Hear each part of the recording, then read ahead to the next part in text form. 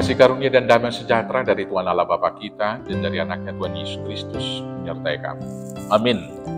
Selamat pagi saudaraku, dengarkan firman Tuhan hari ini menuntun kita melakukan pekerjaan yang baik, yaitu dari 2 Timotius 2 ayat 11, demikianlah firman Tuhan.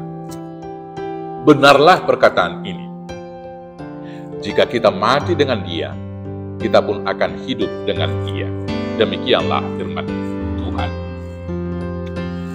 Bapak Ibu Saudaraku yang terkasih dalam Yesus Kristus, ada tipe manusia yang mau enaknya saja. Tidak mau bekerja, tetapi mau makan hasil panennya. Tidak mau berjuang dan bertanding, tetapi mau menikmati hasil kemenangan. Tidak mau ikut aksi misalnya dalam hal politik dan pemerintahan, tetapi mau menikmati hasil daripada politik tersebut. Ada yang mengaku-ngaku menjadi tokoh, reformator, dan lain sebagainya. Demikian juga dalam hidup kekristenan ada orang yang mau nikmatnya saja, mau berkatnya saja. Segala hal yang baik, kesehatan, kekayaan, dan segala hal yang boleh membuat sukacita dalam kehidupan, itu mau diterima dari Tuhan. Tetapi tidak mau ambil bagian untuk memikul salibnya.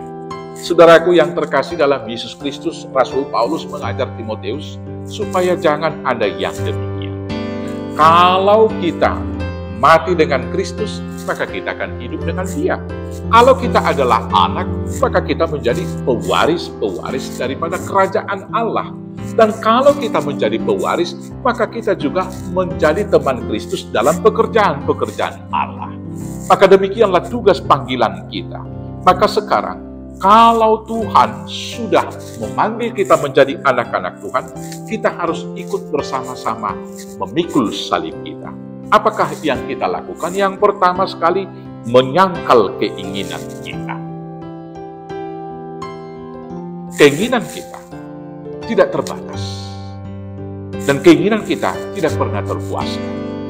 Dan bila keinginan yang menjadi pandu kita akan ditarik dari kebenaran. Tetapi keinginan Allah adalah segala hal yang baik bagi kita. Maka dalam kehidupan ini kita harus berjuang untuk menyangkal keinginan dan mengikut keinginan daripada Tuhan. Maka karena itulah di dalam lagu-lagu kita, di sana dikatakan, ajar aku Bapa berdoa seperti Kristus yang berkata, kehendakmu jadilah, jangan kehendak. Demikianlah kita dalam kehidupan ini, yang kemudian ketika kita mengikut Kristus, diikuti dengan konsekuensi berbeda dari dunia. Perbedaan sikap moral kita yang pertama, bila dunia cenderung membenci, maka pengikut Kristus harus mengasihi. Dan mengasihi itu butuh perjuangan, karena kadang-kadang ditolak, kadang-kadang dicela, kadang-kadang dicaci, kadang-kadang dimaki, dan lain sebagainya. Tapi mengasihi adalah tugas panggilan umat Kristen. Dunia membalas, mata ganti mata, gigi ganti gigi. Tapi kita pengikut Kristus adalah mengampuni dengan berkata, ampuni mereka Bapa, sebab mereka tidak tahu apa yang mereka perbuat. Yang kemudian dunia senantiasa mengorbankan, tetapi Kristus berkorban. Maka kita sebagai pengikut Kristus harus mau berkorban demi orang lain. Dunia ini cenderung tidak setia dan berkhianat, tapi pengikut-pengikut Kristus harus setia.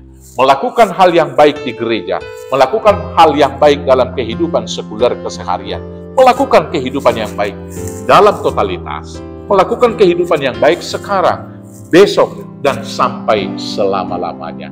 Karena konsistensi adalah salah satu ciri pengikut Kristus. Maka, bila kita sudah menjadi pewaris berkat Tuhan, termasuk di dalamnya hidup yang kekal, kita juga menjadi kawan dan teman sepelayanan dari orang-orang percaya.